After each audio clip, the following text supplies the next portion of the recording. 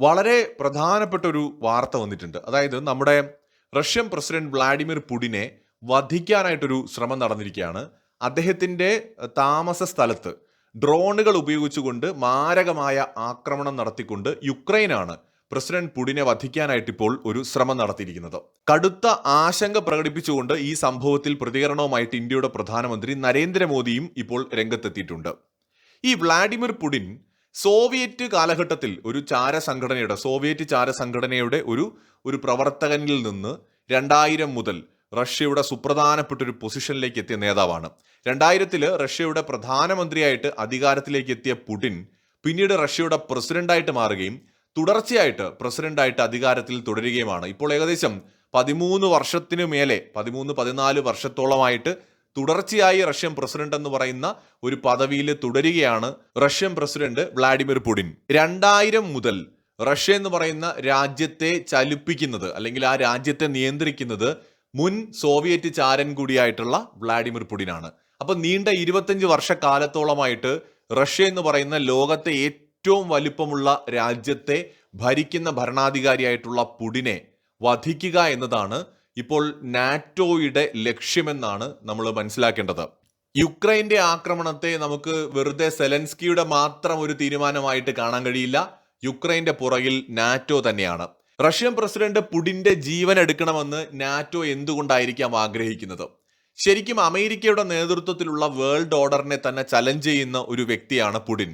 American ഡോളറിനെയും അതുപോലെ American അപ്രമാദിത്വം, ലോകത്ത് നിലനിൽക്കുന്ന ഇന്നത്തെ world order United States of അമേരിക്കയും അല്ലെങ്കിൽ സായിപ്പന്മാരും കൊണ്ടുവന്ന ഒരു വേൾഡ് ഓർഡറാണ്. അതിനെ ചലഞ്ച് ചെയ്യുന്ന മൾട്ടിപോളാർ ലോകത്തെ സപ്പോർട്ട് ചെയ്യുന്ന ഒരു നേതാവാണ് വ്ളാഡിമിർ പുടിൻ. ഈ പുടിന്റെ റഷ്യ തന്നെയാണ് ചൈനയെ ഇന്ന് ഈ കാണുന്ന വിധത്തിൽ വളർത്തിയത് എന്നത് വിസ്മരിക്കാൻ കഴിയില്ല.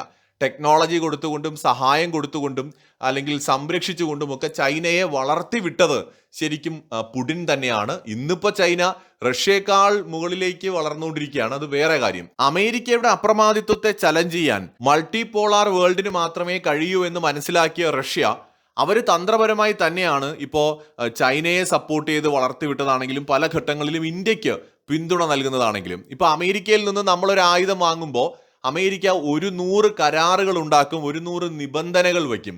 യാതൊരു നിബന്ധനകളും ഇല്ലാതെ ടെക്നോളജി ട്രാൻസ്ഫർ അടക്കം ഇന്ത്യക്ക് ആയുധങ്ങൾ നൽകാൻ റഷ്യ തയ്യാറാവുന്നത് മൾട്ടിപോളാർ വേൾഡിൽ ഇന്ത്യയും ഒരു മേജർ പവറായിട്ട് നിൽക്കണം എന്നതുകൊണ്ട് തന്നെയാണ്. അപ്പോൾ മൾട്ടിപോളാർ വേൾഡ് എന്ന് പറയുന്നത് ഒരു പക്ഷേ റഷ്യയുടെ ഏറ്റവും പ്രധാനപ്പെട്ട ലക്ഷ്യങ്ങളിലൊന്നാണ്.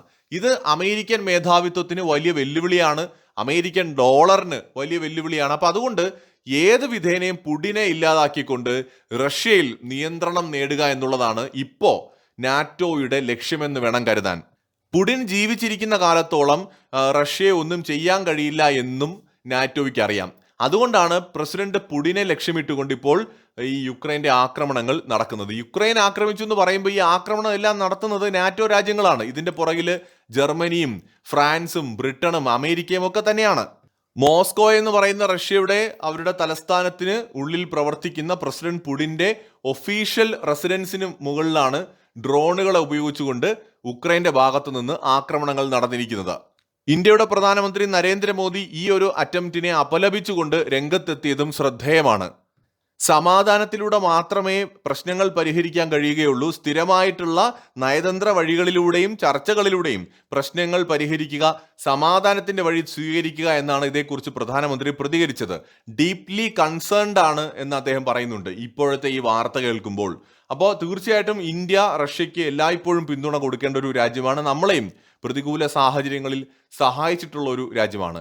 പ്രസിഡന്റ് പുടിനെ വധിച്ചുകൊണ്ട് റഷ്യയെ അസ്ഥിരപ്പെടുത്തുകയും മൾട്ടിപോളാർ വേൾഡ് എന്ന് പറയുന്ന സ്വപ്നത്തെ ഇല്ലാതാക്കുകയും ചെയ്യുക എന്നുള്ളതാണ് അമേരിക്കയുടെ അല്ലെങ്കിൽ നാറ്റോയുടെ ലക്ഷ്യമെന്ന് തോന്നുന്നു. കാരണം അമേരിക്കയും നാറ്റോയും ചൈനയേക്കാൾ കൂടുതൽ ഭയപ്പെടുന്നത് റഷ്യയാണ്. നമ്മൾ വിചാരിക്കും ചൈന ഭയങ്കര ശക്തമാണ് അല്ലെങ്കിൽ റഷ്യയേക്കാൾ പവർഫുൾ ആണ്. ചൈന എക്കണോമിയുടെ കാര്യത്തിൽ മാത്രമാണ് ഭയങ്കര പവർഫുൾ എന്ന് പറയാൻ പറ്റുക. ഈ ടെക്നോളജിയുടെ കാര്യത്തിൽ റഷ്യ ഒരുപക്ഷെ ചൈനയെക്കാളൊക്കെ ഒരുപാട് മുമ്പിലാണ്. ഇവൻ ഇന്ന് ചൈന ഉപയോഗിക്കുന്ന പല ആയുധങ്ങൾ പോലും റഷ്യൻ ടെക്നോളജിയാണ്. ഇപ്പോ റഷ്യയുടെ സ്ഥാനത്ത് ചൈനയോ ഇന്ത്യയോ ആണെങ്കിൽ പോലും നാറ്റോയോടൊപ്പം ഇത്രയും നാൾ യുദ്ധം ചെയ്ത് പിടിച്ചു നിൽക്കുക എന്ന് പറയുന്നത് എളുപ്പമല്ല. ഈ നാറ്റോ രാജ്യങ്ങളുടെ സ്ട്രെങ്ത് നമ്മൾ മനസ്സിലാക്കണം. ജർമ്മനിയും ബ്രിട്ടനും ഫ്രാൻസും അതുപോലെ ഇറ്റലിയും അതോടൊപ്പം അമേരിക്കയും ഒക്കെ ചേരുമ്പോൾ എത്ര പവർഫുൾ ആയിട്ടുള്ള ഒരു ശക്തിയാണ് നാറ്റോ എന്ന് പറയുന്നത്. ഇവരുടെ കൈവശം അഡ്വാൻസ്ഡ് ആയിട്ടുള്ള ആയുധങ്ങളുണ്ട്. ഈ ആയുധങ്ങളോട് ദീർഘകാലം പിടിച്ചു നിൽക്കുക എന്ന് പറയുന്നത് അത്ര എളുപ്പമല്ല. ചൈനയൊക്കെ ആണെങ്കിൽ പോലും ഒരുപാട് നാൾ യുദ്ധം ചെയ്ത് ഇത്രയും മുന്നോട്ട് പോകാൻ കഴിയില്ല. പക്ഷേ റഷ്യ കുലുങ്ങിയിട്ടില്ല. കാരണം റഷ്യൻ ടെക്നോളജിയിൽ അത്രയും അവർക്ക് വിശ്വാസമുണ്ട്, അത്രയും സ്ട്രെങ്തുമുണ്ട്. അപ്പോൾ റഷ്യയുടെ സൈനിക ബലം, അവരുടെ ആയുധശേഷി, അല്ലെങ്കിൽ അവരുടെ ആണവശക്തി, ഇതൊക്കെ നന്നായിട്ട് അമേരിക്കയ്ക്കും യൂറോപ്പിനും അറിയാം. അതുകൊണ്ടാണ് അവർ റഷ്യയെ ഭയപ്പെടുന്നത്. മാത്രമല്ല, യുക്രൈനെ മുന്നിൽ നിർത്തിയിട്ട് ഇവരാരും മുമ്പിലേക്ക് വരാതെ പുറകിൽ നിന്ന് യുദ്ധം ചെയ്യുന്നതും ഈ റഷ്യ പേടി കൊണ്ടാണ്. ഇല്ലെങ്കിൽ ഈ യൂറോപ്യൻ രാജ്യങ്ങൾക്കെല്ലാം കൂടെ യുക്രൈൻ്റെ കൂടെ നിന്നിട്ട് അങ്ങോട്ട് റഷ്യ ആക്രമിച്ചാൽ പോരെ. റഷ്യ ഒരു ദുർബലമായ ശക്തിയല്ല എന്നും വളരെ പവർഫുൾ ആയിട്ടുള്ള ഒരു ശക്തിയാണെന്നും അറിയാവുന്നത് കൊണ്ടാണ് അത്രയും ഒരു സാഹസത്തിന് നാറ്റോ രാജ്യങ്ങൾ തയ്യാറെടുക്കാത്തത്. പകരം യുക്രൈനെ മുന്നിൽ നിർത്തിക്കൊണ്ട് യുക്രൈന്റെ പുറകിൽ നിന്നുകൊണ്ട് ഇവർ യുദ്ധം ചെയ്യുകയാണ്. ഇപ്പോൾ അവർ പുടിനെ വധിക്കാൻ ശ്രമിക്കുന്നത് എന്തിനാണെന്ന് വെച്ചാൽ, പുടിനെ വധിച്ചുകൊണ്ട് റഷ്യയിൽ ഒരു ഭരണമാറ്റം കൊണ്ടുവരാനുള്ള ഒരു ശ്രമമായിരിക്കും ഡീപ് സ്റ്റേറ്റും നാറ്റോയും മുന്നിൽ കാണുന്നത്. അതിലൂടെ യുദ്ധവും അവസാനിപ്പിക്കാം, യുക്രൈൻ ആവശ്യമായതൊക്കെ തിരിച്ചു പിടിക്കുകയും ചെയ്യാം, യുക്രൈന്റെ സ്ഥലങ്ങളൊക്കെ തിരിച്ചു പിടിക്കാം, റഷ്യയെ ദുർബലപ്പെടുത്താം. അടുത്തൊരു 10-20 വർഷത്തേക്കെങ്കിലും തങ്ങൾക്ക് നിയന്ത്രണമുള്ള ഒരാളെ റഷ്യൻ ഭരണകൂടത്തിലേക്ക് കൊണ്ടുവന്നിട്ട് ഒരു പാവയാക്കി നിർത്തി അമേരിക്കയുടെയും യൂറോപ്പിന്റെയും ആ ഒരു മേധാവിത്വം നിലനിർത്താൻ പറ്റുമെന്നുള്ളതാണ് ഇവർ ഉദ്ദേശിക്കുന്നത്. പക്ഷേ വ്ളാഡിമിർ പുടിന്റെ സുരക്ഷാ സംവിധാനങ്ങൾ വളരെ ശക്തമാണ്. പുടിന് നന്നായിട്ടറിയാം പുടിന്റെ ജീവൻ തന്നെയായിരിക്കും നാറ്റോയും അമേരിക്കയും ലക്ഷ്യമിടുക എന്നുള്ളത്. അപ്പം അതുകൊണ്ട് തന്നെ വ്ളാഡിമിർ പുടിൻ വളരെ സേഫായിട്ട് തന്നെ ഇരിക്കാനായിരിക്കും അദ്ദേഹം ശ്രമിക്കുക. പക്ഷേ ഡീപ് സ്റ്റേറ്റിനെ നമുക്ക് വില കുറച്ച് കാണാൻ പറ്റില്ല, നാറ്റോയുടെ ശ്രമങ്ങളെ വില കുറച്ച് കാണാൻ പറ്റില്ല. അവർ ഡയറക്റ്റ് പുടിനെ ലക്ഷ്യമിടുന്നതിലൂടെ ഒരു കാര്യം വ്യക്തമാണ്, പുടിനെ വധിച്ചുകൊണ്ട് യുദ്ധം അവസാനിപ്പിക്കാനായിരിക്കും ഇവർ ആഗ്രഹിക്കുന്നത്. അല്ലെങ്കിൽ ഈ യുദ്ധം അനന്തമായിട്ട് നീണ്ടുപോകുമെന്ന് അവർക്ക് നന്നായിട്ടറിയാം.